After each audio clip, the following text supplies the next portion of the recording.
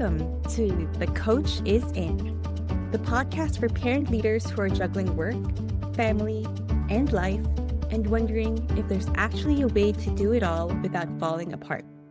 I'm Irene, a leadership coach on a mission to bridge generational gaps and bring fresh perspectives to the challenges parent leaders face. And I'm Kat, a coach, lawyer, and mom who's been there, navigating the tightrope of leadership at home at work and figuring out what's actually worth the energy. If you're skeptical that balance, calm, or boundaries are even possible, we get it. We're not here for quick fixes or empty advice. We're here to have honest conversations, share practical tools, and maybe even help you see things differently. Because the coach is in, and this space is for you. In today's episode, we talk about how Irene's childhood experiences shaped her view on authority and how this played out in the workplace. So, some of you may have found yourselves reacting to your boss in a way that feels maybe oddly familiar. Perhaps you shut down when you were challenged, or you go above and beyond just to avoid conflict. It turns out the way we were raised to see authority doesn't just disappear, really, when we step into the workplace. It follows us. And Irene is going to tell us a little bit about herself, as well as how authority was modeled for her when she was growing up. It's interesting that just the mention of the word authority already feels there's a negative connotation to it already, right? Mm. And this matters because I believe that leadership starts at home. It's modeled for us at the very early stages. And the way we perceive authority are based on the primary authority figures in our lives. And that would be, primarily our parents and perhaps teachers and then bosses when you go into the workplace.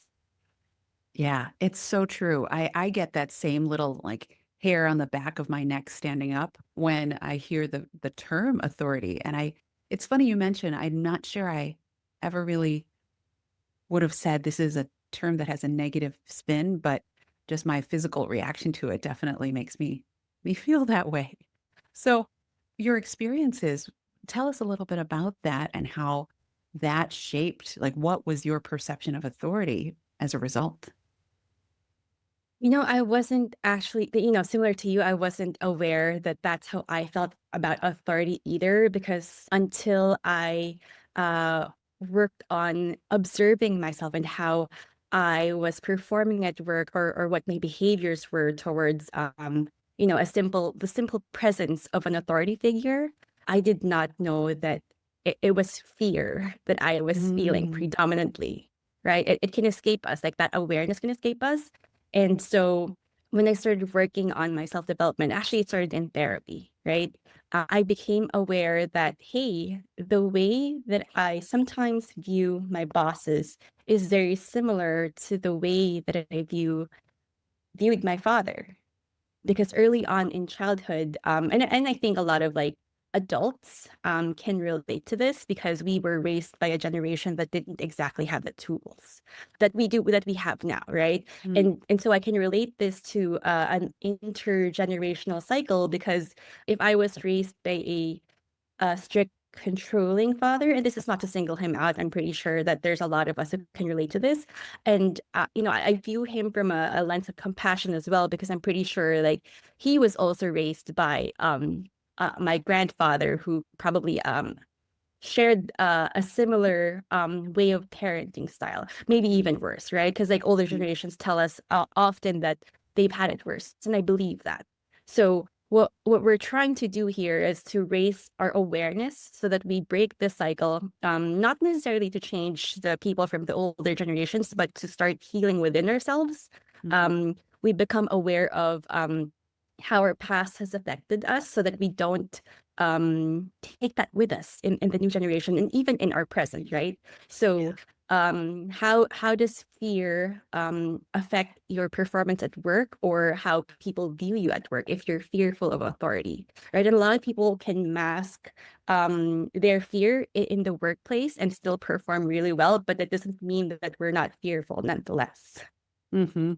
Yeah, I like the use of the term mask because I think a lot of us, especially women, are we learn how to cope and how to navigate the workplace by like fake it till you make it, and pretending that everything's fine on the surface, because if we don't, then those emotions might come back to haunt us in some way where folks might think that we're emotionally unstable or that we can't hack it or we're too sensitive, whatever it might be.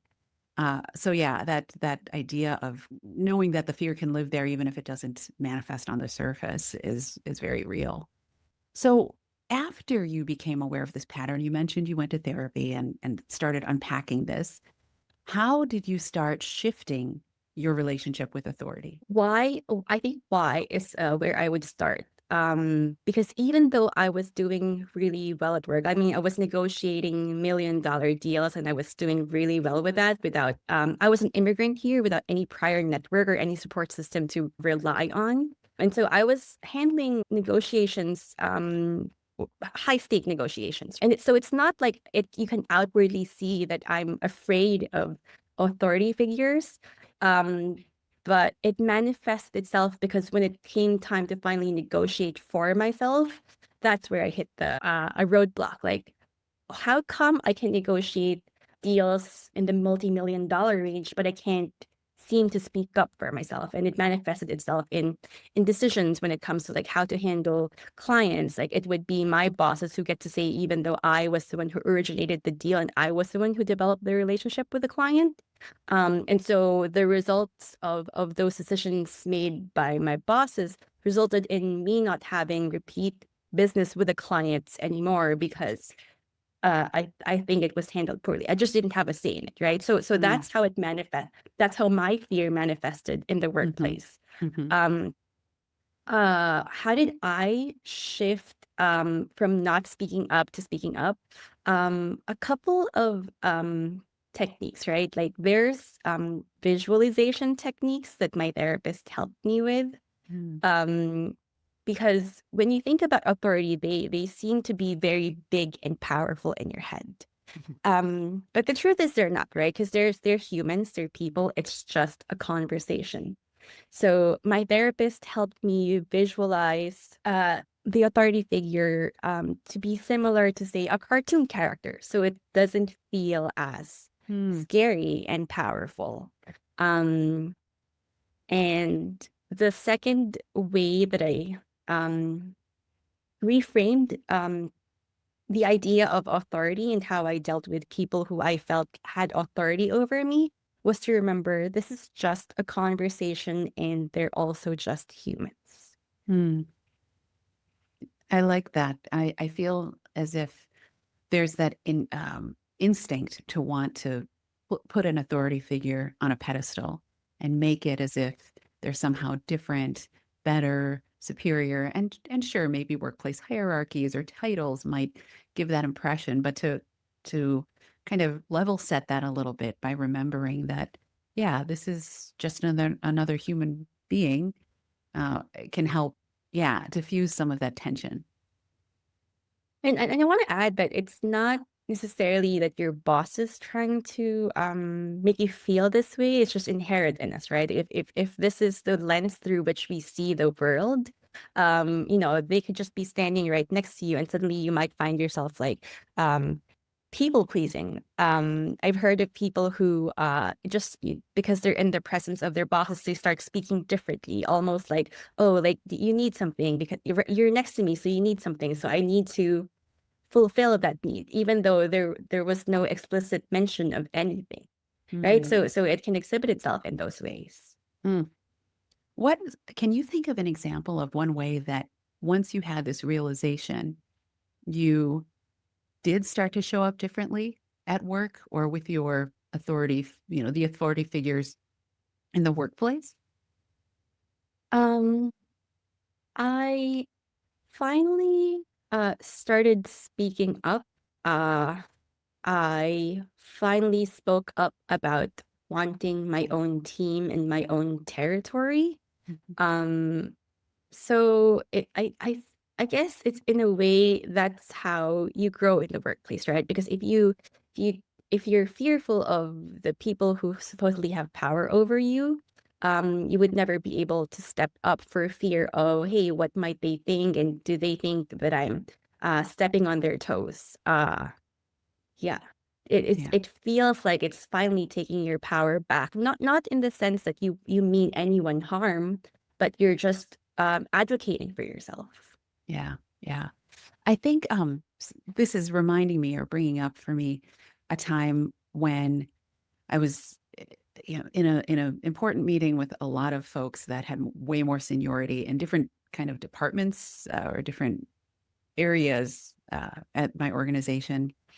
And something that helped me really calm my nerves was reminding myself that we were all in this for like a common goal, that they don't want to see me fail. Like I'm lucky that I could honestly say that about the people in the room, as opposed to like this authority figure is undermining me or expecting me to, like watching my every move with almost the expectation that I might not deliver. So I think depending on your situation, sort of taking that 35,000-foot view of who these people are and what you're commonly working towards can help diffuse some of that anxiety as well. Like I, this may sound strange, but I actually do this when I drive. Sometimes if I get nervous driving in traffic and there seems to be just, a lot of cars and I'm not always a nervous driver, but on occasion I I can be. And when I am, I always remind myself no one wants an accident. So, yes, I might be worried that an accident might happen, but this doesn't mean the other people are trying to make it happen. Or so so we're kind of in this together. In this, yes, there's crazy traffic and there's construction or whatever that's making it hard, but everyone is doing their best to try to not hit each other. I think that that kind of concept has helped me in the past with authority figures as well. Like that, we we're all just trying to make our way in the world and get a common end result. Yeah, I actually love that story because it also reminded me of the power of slowing down. Because Mm, when you're a people pleaser, and when you're scared of authority, you sort of learn to protect yourself by uh assuming what the other party might feel and what that they might need and what you need to do in order to protect yourself from their reaction, right? But when you're on equal footing, it's um a when you slow down the conversations and you say something, you wait for the reaction as opposed to negotiating with yourself, because that's mm, what people who are fearful of authority often do, right? yeah, yeah.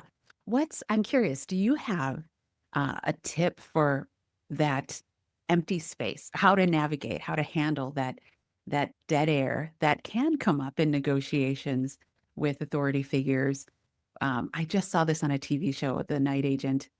I was watching it, and a guy was asking for a raise, and he said, "I'm thinking 10%, but I can see, business has been tough, so maybe 5% is fine. And actually, you gave me some time off, so I could live with 3%." Like that was all without his boss having said anything. He was so uncomfortable and unsure that he just negotiated against himself. So I'm curious if you have any like hacks for for managing that empty space that can feel really uncomfortable. I love that question. Silence is good. I think we have to reframe that. Silence is good. Breathe. I think first and foremost, breathe, because oftentimes when we feel uncomfortable, there's these negative emotions that come up. So we really need to regulate ourselves to be calm. And breathing, I find, is the best way to do that because it buys you time and it takes your mind away from what's right in front of you, while like giving you the space to pay attention, to receive information back because you just threw something out there, right? Mhm. So now is the time for you to receive information back. And even if nothing is said from the other party verbally, there's a lot of body language cues that you can pick up from just receiving. Mm, those are great reminders, good tips. I almost feel like if I'm telling my daughter someday, how to go into a work, salary negotiation, I'm going to mandate that after they say the number, that they have to take 3 deep breaths, or at least, 3 breaths, something like that, to so that it gives that the other person that space, and it allows them that time to receive.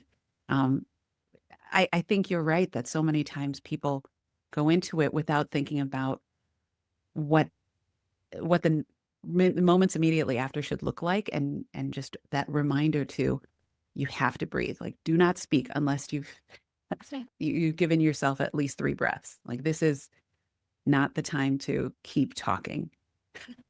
And yeah, sorry, we're getting into negotiations now, but this is exciting for me because I think it's a challenge that and the life skill that everyone has to have. Um, Staying present is imperative in negotiations, and that's something that we work on as coaches for ourselves and also for our clients. And I think it's underrated because when you go into negotiations, it's all about your presence and how sharp you are and how intuitive you are in this moment, right? When we go into negotiations, the best way that I have found effective for me was not to have um, uh, an outcome in mind, because negotiations are really just a conversation back and forth, and my openness to what the outcome would be actually makes the negotiation even better. I did not know that I would get a better deal than what I had walked into. Mm. Negotiate. Yeah, I just wrote down reframe, or sort of maybe recalibrate your expectations of negotiation so that there isn't an a specific outcome, is what I'm hearing, Yeah. and staying open It to. takes Mhm. Yeah, it takes away the pressure of like, oh, I have to get this done by the end of the conversation. Because no, sometimes you have to meet the person where they are and stick with your boundaries. I'm wondering, how do these, so you've walked us through kind of the recognition of your parental relationship and how that reflects in your workplace relationship with figures of authority. Once you made these realizations and started implementing in the workplace, did was there also a parallel kind of similar evolution on the personal front with the authority With figures my in your dad, family? Hmm. um, I thank you for asking that question. I'm not going to paint a picture of like, yes, all of that translated into my personal life because I feel like um this progression of growth also depends on who you're dealing with, right? So just because I'm dealing with this growth in the professional space doesn't mean it would translate immediately into the personal space because I'm also dealing with a different individual who might be on a different phase in their growth. That said, like I don't think my dad and I had a lot of arguments at that point, but I have channeled that energy into healing for myself Mm, so that I can respond to my dad in such a way that I'm no longer combative.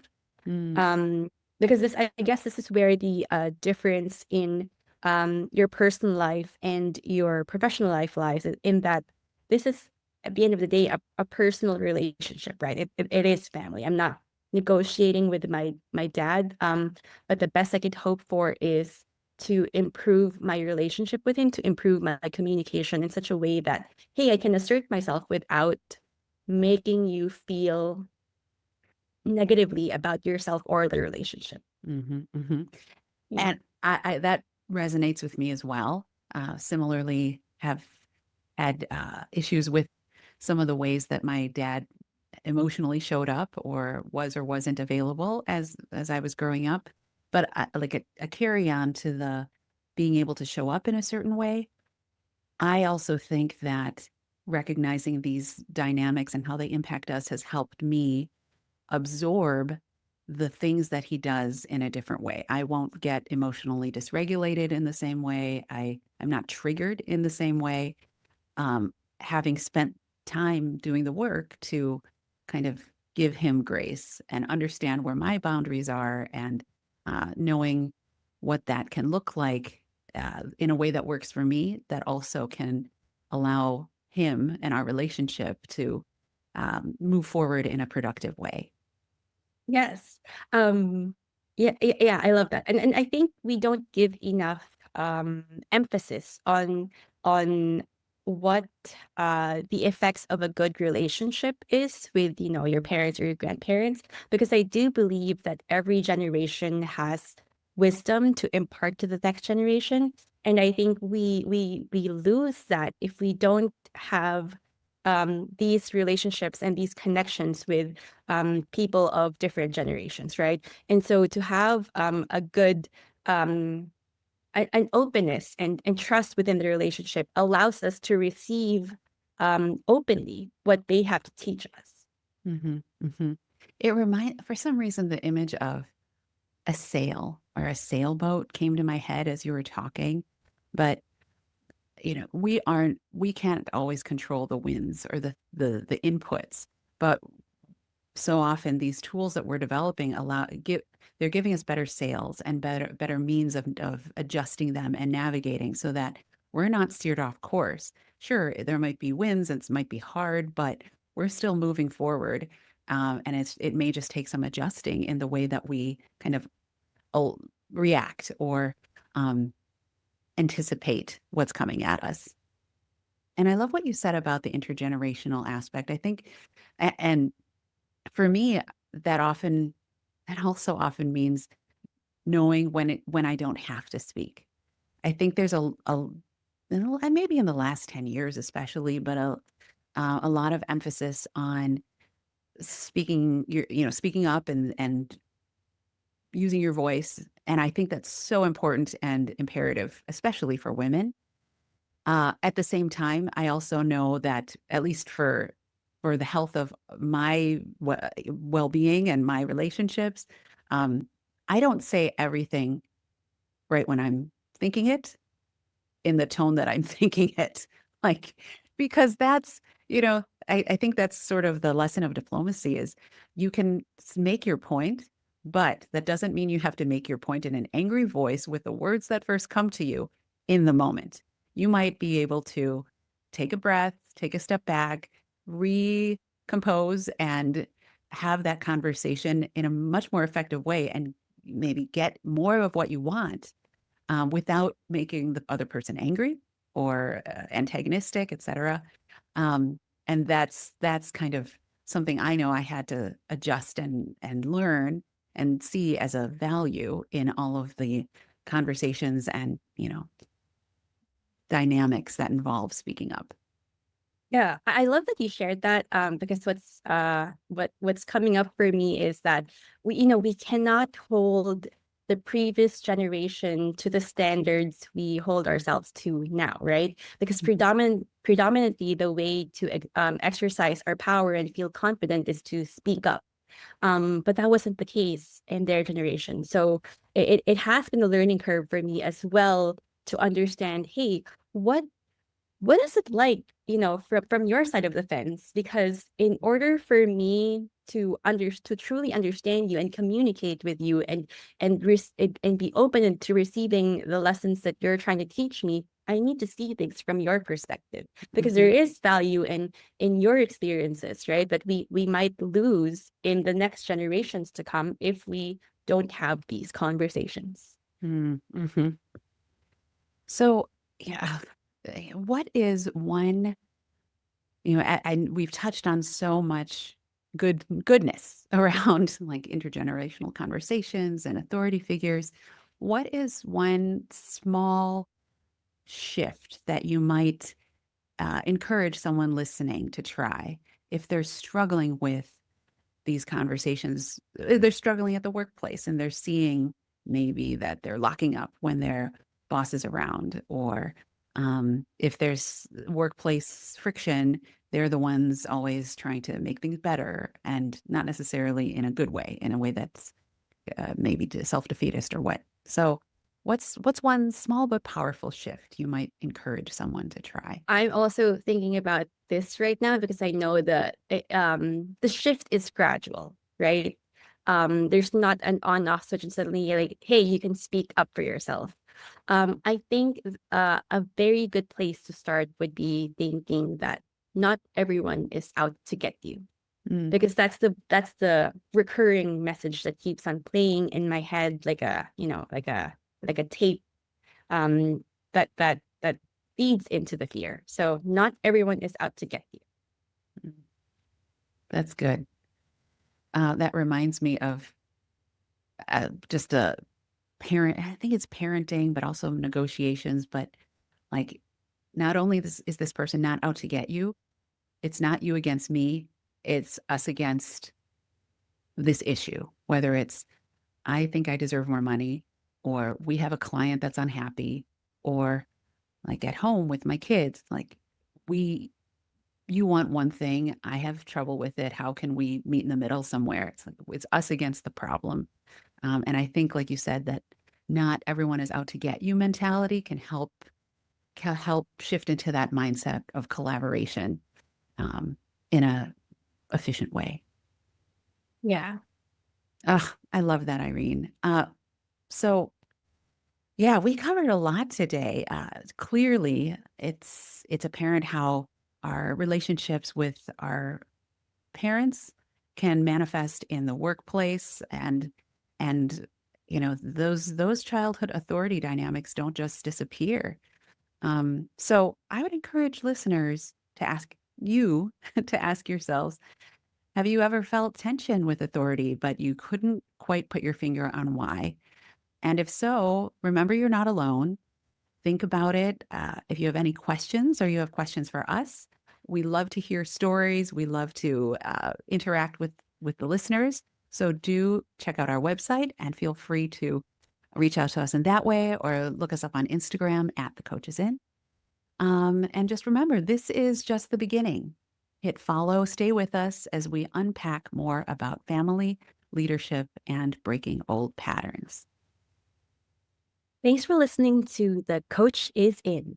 If something from today's episode made you stop and think, or even roll your eyes, don't worry, that's part of the process. If you're curious to hear more, hit follow, leave a review, or share this episode with someone who gets it. Remember, we're not promising perfect answers, but every small shift can make a big difference. Until next time, take care of yourself. The coach is in, and this space is for you.